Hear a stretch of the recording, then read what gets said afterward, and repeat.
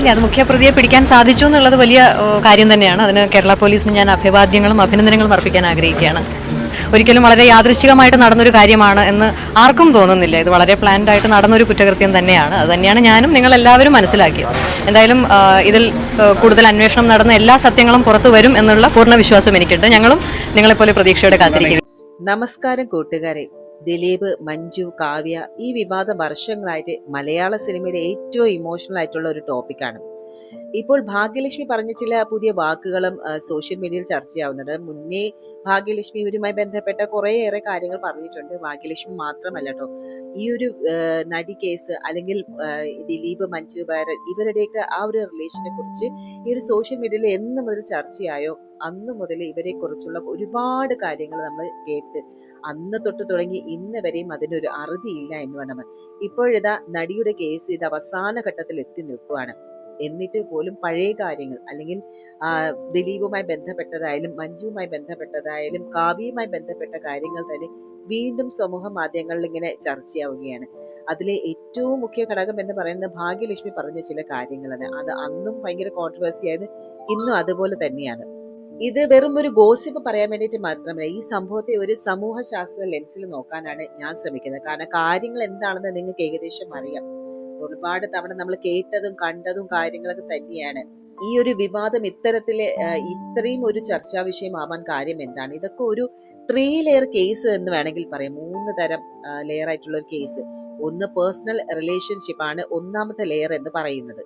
രണ്ടാമത്തേത് media narrative ലെയറും മൂന്നാമത്തെ എന്ന് പറയുന്നത് ലീഗൽ കേസ് ലെയർ. അങ്ങനെ 3 ലെയർ ആയിട്ടാണ് നമുക്ക് ഇതിനെ ഒന്ന് നോക്കാം. അതായത് പേഴ്സണൽ റിലേഷൻഷിപ്പിനെ കുറിച്ച് പറയുമ്പോൾ ദിലീപും മഞ്ജുവും കാവ്യയും ഒരു വിവാഹ ബന്ധം തകർന്നതും മിസ്അണ്ടർസ്റ്റാൻഡിങ്സ് ഉണ്ടായതും ഇൻഡസ്ട്രിയിൽ ഗോസിപ്പ് ഉണ്ടായതും ഇത് പിന്നീട് അവരുടെ ഒരു പേഴ്സണൽ ഇഷ്യൂസ് ആയിട്ട് മാറിയതൊക്കെയാണ് നമ്മൾ കണ്ടത്. പിന്നെ രണ്ടാമത്തെ ഘടകമാണ് നമ്മുടെ മീഡിയയുടെ ഒരു പങ്ക് എന്ന് പറയുന്നത്.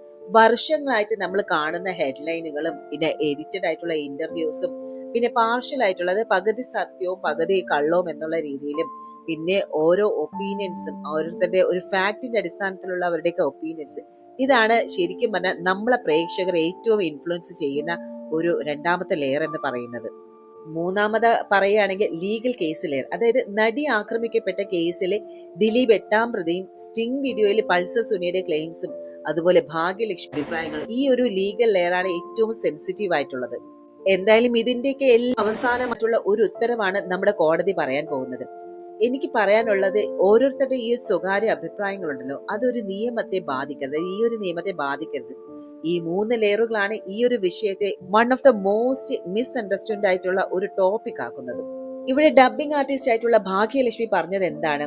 അവർ പറഞ്ഞ പ്രധാന കാര്യങ്ങൾ എന്ന് പറയുന്നത് മഞ്ജു ദിലീപ് വിവാഹമോചനത്തിന് അതിജീവിത കാരണമല്ല എന്ന് അവർ എടുത്തു പറയുന്നുണ്ട്. കാരണം ഈ ഒരു കാവ്യനും ദിലീപിന്റെയും ബന്ധത്തെക്കുറിച്ച് മഞ്ജുവിന് വളരെ മുൻപ് അറിവുണ്ടായിരുന്നതാണ്. കാരണം കാവ്യയുടെ അമ്മയ്ക്ക് ഇതിൽ പ്രധാനപ്പെട്ട ഒരു റോളുണ്ട്. കാവ്യയുടെ അമ്മയാണ് മഞ്ജുവിന് ഇക്കാര്യം അറിയിക്കുന്നത്. പിന്നെ പിന്നാലെ തന്നെ മഞ്ജു പല മൊബൈൽ ചാറ്റ് മെസ്സേജുകളൊക്കെ പിടികൂടിയിട്ടുണ്ട്. അതൊക്കെ കഴിഞ്ഞാണ് അതിജീവിതമായിട്ടുള്ള ആ ഒരു സംഭാഷണം നടക്കുന്നതൊക്കെ. എന്തായാലും ഇതെല്ലാം ഭാഗ്യലക്ഷ്മിയുടെ വ്യക്തിപരമായിട്ടുള്ള അഭിപ്രായങ്ങളാണ്.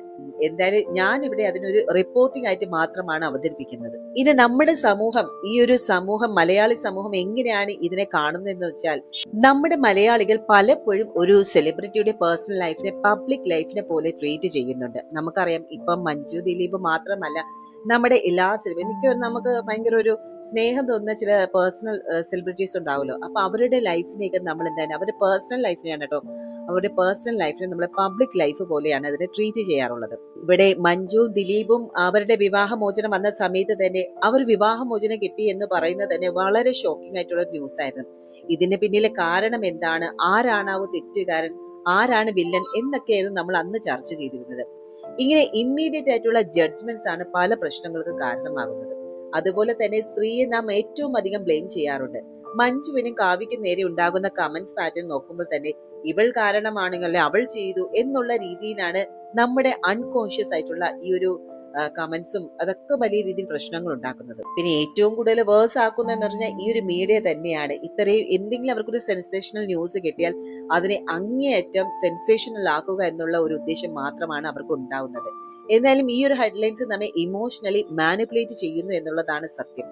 നമ്മളിവിടെ വിക്ടിമിനെ ബ്ലെയിം ചെയ്യാറുണ്ട്. ഏതൊരു കേസ് പരിഗണിക്കുമ്പോഴും അവൾ പറഞ്ഞത് കൊണ്ടാണ് അല്ലെങ്കിൽ അവൾ കാരണമാണ് എന്നത് വളരെ അപകടകരമായിട്ടുള്ള ഒരു ബയാസാണ്. ഭാഗ്യലക്ഷ്മിയുടെ സംസാരത്തിൽ മീഡിയ റിപ്പോർട്ട്സിലും അതിജീവിത പല ഭാഗങ്ങളിലും ഡ്രാഗ് ചെയ്യപ്പെടുന്നുണ്ട്. ശരിക്കും ഇതൊരു മാധ്യമത്തിന്റെ ഒരു പിഴവെന്ന് വേണമെങ്കിൽ പറയാം. ഇനി പ്രേക്ഷകർ ഇങ്ങനെ വിലയിരുത്തുന്നത് വെച്ചാൽ, നമ്മള് സാധാരണ ഇത്തരം വീഡിയോസ് വരുമ്പോൾ യൂട്യൂബിന്റെ കമന്റ് സെക്ഷൻ നോക്കുമ്പോൾ സാധാരണ കാണുന്നത് 3 വിഭാഗം ആളുകളാണ്. ഒന്ന്, ഇമോഷണലി അറ്റാച്ച്ഡ് ആയിട്ടുള്ള ഗ്രൂപ്പ്, അതായത് ദിലീപ് അല്ലെങ്കിൽ മഞ്ജു എന്ന പേരോട് ചെറുപ്പം മുതലേ ഒരു ബന്ധം, അതുകൊണ്ട് തന്നെ നമുക്ക് ഈ ഒരു ഫാക്ടിനേക്കാളും ഫീലിങ്സ് ആണ് നമ്മൾ അവിടെ ശക്തമാക്കുന്നത്. രണ്ടാമത്, മാധ്യമങ്ങൾ എന്ത് പറഞ്ഞാലും അത് എന്ത് വാർത്തയായിരുന്നാലും അത് തന്നെ എന്ന് നമ്മൾ വിശ്വസിക്കുന്നവരാണ് രണ്ടാമത്തെ ഗ്രൂപ്പിൽ പെടുന്നവർ. ഇനി മൂന്നാമത്തെ ആൾക്കാരാണ് ന്യൂട്രൽ ആയിട്ടുള്ള ഓഡിയൻസ്, അതായത് കോർട്ട് വിൽ ഡിസൈഡ് എന്നുള്ള റിയലിസ്റ്റിക് മൈൻഡ് സെറ്റ് ഉള്ളവർ. അപ്പൊ ഇതാണ് നമ്മുടെ സമൂഹത്തിലെ, നമ്മുടെ സോഷ്യൽ മീഡിയയിൽ ഇത്തരം വാർത്തകളെ കുറിച്ചൊക്കെ ഓരോ വിശകലനം അല്ലെങ്കിൽ പ്രേക്ഷകർ എന്നെ കാണുന്നത്. ഇവിടെ അവൾ പറഞ്ഞതനുസരിച്ച് എന്നുള്ള സേഫ് ഫ്രെയിമിംഗ് മാത്രം, അതായത് ഭാഗ്യലക്ഷ്മി പറഞ്ഞതനുസരിച്ച് ഒരു വെർഷനാണ് നമ്മൾ ഇവിടെ കേട്ടത്. പക്ഷെ ഇത് കോർട്ടിൽ പ്രൂവൻ ആയിട്ടുള്ള കാര്യങ്ങളൊന്നുമല്ല. ശരിക്കും പറഞ്ഞാൽ പേഴ്സണൽ ആയിട്ടുള്ള ബ്ലെയിം അവോയ്ഡ് ചെയ്യുക എന്ന് പറയുന്നത് ഈ ഒരു വിഷയത്തിൽ വ്യക്തികളെക്കാളും വലിയ പ്രശ്നം നമ്മുടെ സമൂഹത്തിന്റെ ഒരു ജഡ്ജ്മെന്റ് കൾച്ചർ തന്നെയാണ്. ഇതിന്റെ യഥാർത്ഥ സത്യം കണ്ടെത്തേണ്ടത് ആരാണ്? അത് കോടതി തന്നെയാണ്. നമ്മൾ ഇത്തരം മീഡിയകളിലൂടെ കേൾക്കുന്നത് പല പല വെർഷനുകൾ മാത്രമാണ്. അതിൽ എത്രത്തോളം സത്യമുണ്ടെന്ന് നമുക്ക് തന്നെ അറിയില്ല. എന്തായാലും നടി ആക്രമിക്കപ്പെട്ട ഈ ഒരു കേസ് വളരെ സീരിയസ് ആണ്. അതിജീവിതയെ ഡ്രാഗ് ചെയ്യുന്നതും ശരിയല്ല. എനിക്ക് തോന്നുന്നത് ഈ ഒരു ബന്ധം തകർന്നത് ഒരു വ്യക്തിയുടെ കാരണത്താൽ മാത്രമല്ല, ഇതിന് പല ലേയേഴ്സും ഉണ്ട്. അതാണ് ഇതിന് മെയിൻ ഘടകം എന്ന് പറയുന്നത്. ഇന്നത്തെ വീഡിയോയിൽ നമ്മൾ അവസാനം എത്തുമ്പോൾ ഒരു കാര്യം വളരെ വ്യക്തമായിട്ട് തോന്നുന്നുണ്ട്. ഈ സംഭവത്തിൽ വ്യക്തികളുടെ പേരുകൾ മാത്രം മാറുന്നവളും പ്രശ്നത്തിന്റെ സ്വഭാവവും അല്ലെങ്കിൽ സമൂഹത്തിൽ ഒരിക്കലും മാറുന്നില്ല.